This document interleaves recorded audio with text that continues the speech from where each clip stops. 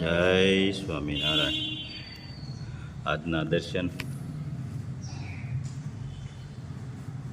જય કાળ ભૈરવ દાદા.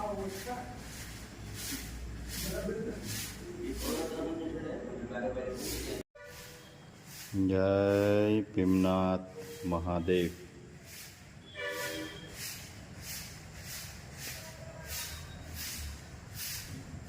ગુડ મોર્નિંગ, જય સ્વામિનારાયણ, જય સિયારામ, જય શ્રી કૃષ્ણ. હવે કાલે આપણે સભામાં બેઠા હતા ત્યારે એક બેનનો ફોન આવ્યો. એ કે આપણા વ્યુઅર્સ છે, એને મને એવો પ્રશ્ન કર્યો કે ગુલાબ કાકા, શેમ્પૂને કેટલી વાર ઉકાળવાનું હોય? પ્રથમ પહેલા તો શેમ્પૂને ઉકાળવાનું હોય જ નહીં. એ વસ્તુ ઉકાળવાની નથી. જે કે રિફાઇનરી કરે ત્યારે એને જે હીટ આપવાની હોય માપસર મીડિયમ, એ હીટ જ આપવાની હોય.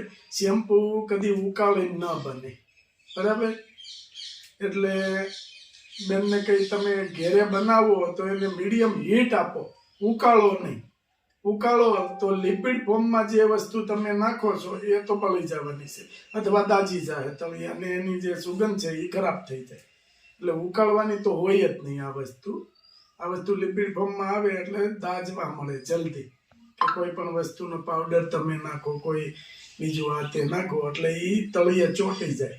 ઉકાળો એટલે રે નહીં. તમે એવો ધીમા તાપે તમે ઉકાળો ને, એને હીટ આપવાની હોય, બરાબર? એટલે ઉકાળીને શેમ્પુ ના બને. જય સ્વામિનારાયણ.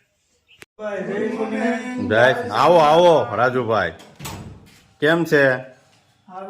સારું થઈ ગયું ને? લ્યો સ્વાગત કરો આપણે એને.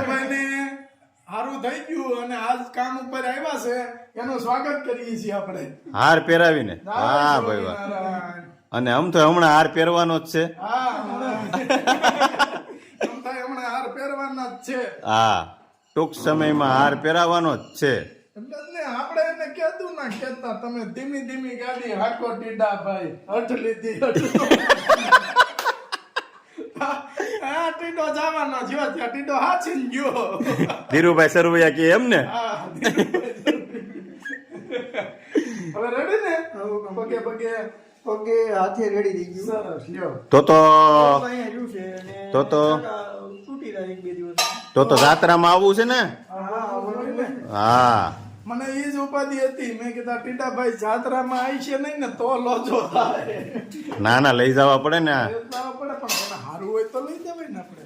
એને સારું થઈ જાય, ભગવાન સારું કરી દે. બસ સરસ થઈ ગયું. લ્યો ટીડાભાઈ હટ લીધી હતી પણ મેં કીધી હતી એક ઝટકામાં. હા, હવે ટીડાભાઈ રેડી. હવે ટીડાભાઈ રેડી. હવે હટ નો લે તારે એ કીધી. ટીડાભાઈ ઉલ્લી પીડા એમ. સારું, હાલો પાર્સલ કરી નાખવી. હાલો હાલો. હેર ઓઇલ છે એમાં બધી ઔષધિ નાખીને તો એને ઉકાળવી પડે, કારણ કે ઔષધિની અંદરથી રસ છૂટો પડવો જોઈએ. એટલે આ વસ્તુને ઉકાળવી પડે. હેર ઓઇલ ઉકાળાય અને આ વસ્તુ ન ઉકાળાય, બરાબર? જય સ્વામિનારાયણ. ગુલાબભાઈ, આ પાર્સલ ક્યાંના છે? પાર્સલ બધા નોખા નોખા છે. સુરત છે, પ્રજાપતિ છે. મહેશભાઈ પ્રજાપતિ નું છે સુરત નું. સુરત પછી મુંબઈ છે, ઘણી જગ્યાએ છે. લાઈનમાં આવતા જાય એમ થાય. લાઈનમાં જેમ આવતા જાય એમ એમ થતા જાય. પાર્સલ છે જાજા. પાછું પાર્સલ અટકાવી દેવાનું છે અને તેલનું કામ ચાલુ કરી દેવાનું છે. બપોરે પાછું તેલ બનાવવાનું ચાલુ કરવાનું છે. પછી કાલ જવાનું છે સ્થિતિમાં. શાંતિ કરવા જવાનું છે કાલે. બસ બાંધી છે આપણે. આનંદ કરવાનો છે કાલ ભગવાનના દરબારમાં. જુનાગઢ જય. અમારે જુનાગઢ દેશ લાગે.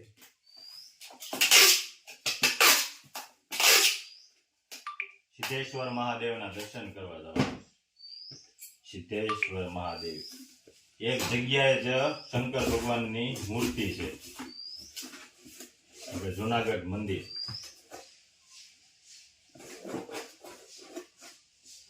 સુરત હેર ઓઇલની શરૂઆત પછી આજે એટલું જ બનાવવાનું છે. ઓલી બાજુ જો લીમડો, કડવો લીમડો ની મીઠો લીમડો બધું બધું થઈ ગયું. તૈયાર છે. આ એક મહેંદી છેલ્લે છે. આજે બા આપણી મદદ કરાવે છે. કે નવરા બેઠા બેઠા શું કરવું? અરોડગી પાંદડા. તેલનો ડબ્બો. હવ પલાળવાનું કામ ચાલુ. લાવવાનું કામ ચાલુ.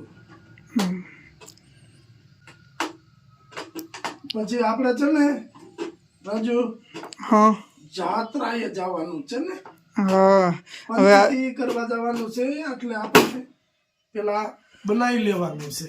પછી આવીને બધું કરવું પડે. પછી આવીને બધું કરવું પડે. નકર પછી આ ભેગું ન થાય આપણીથી. નકર આવીને તો આવીને તાત્કાલિક ન થાય. કારણ કે ઓર્ડર હોય ને પાછા, હમ ના તાત્કાલિક થાય નહીં. હા ને હવે તો ભાઈ હું આજથી આવી જ ગયો છું આમાં. હા હવે તું તો આવી ગયો છો, પણ તારે પાછું દુકાને મોકલવા પડે ને. હા પણ થોડું ઘણું કામ બટાઈ જાય ને ત્રણેય વસાળા એમ. હા એમ થાય. તેલનો ડબ્બો.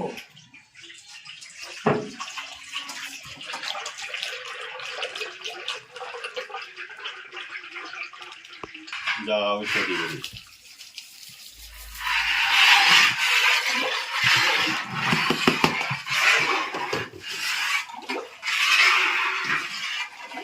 આ લીલી ઔષધિ.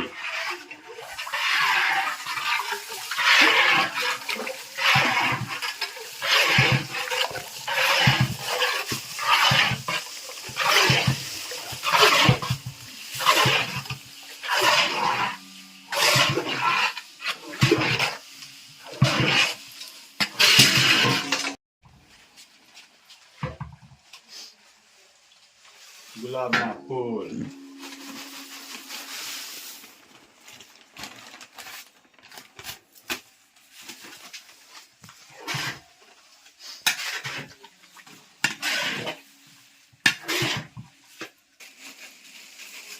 બધી ઔષધિ છે.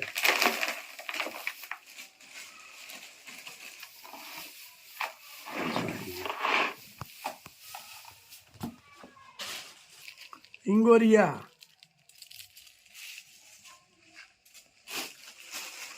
જટામાછી, સુગંધી વાળો ને જટામાંથી જમાવટ છે એવો પણ. રાજુભાઈ મળ્યા છે તેલ કાઢવા. તેલ નીતારવું એક પડે ને. ટીપું ન જવું જોઈએ વેસ્ટી કે. ખોટું થોડું. શું કામ જવા દેવું? પેટમાં ન ખાવું ને જવા દેવું.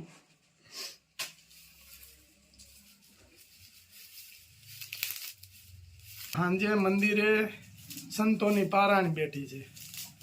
એટલે સંતોની પારાયણમાં આપણે જવાનું હોય. રાતે 11 વાગી જાય અહીંયા. એટલે આપણે આજ દિવસે પલાળવાનું ચાલુ કરી દીધું. નહીં તો આપણે રાતે દર ફેરે રાતે જ પલાળીએ છીએ. હમ વેલા કરવું પડ્યું.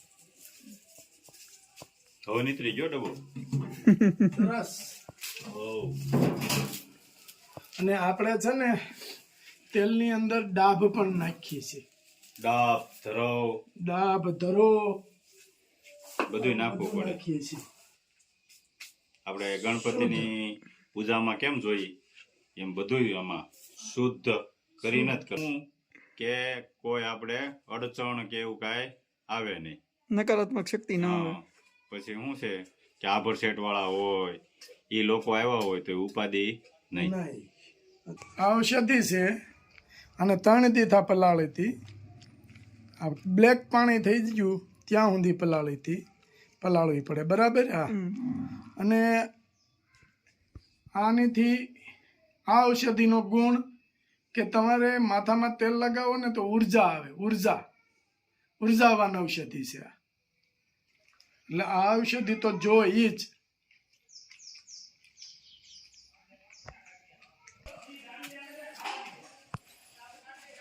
દૂધી ને આપણે પી લઈ ને કમ્પ્લેટ કરી દીધું. ઔષધિ આનાથી પલ્લી જાય. હું દૂધીથી.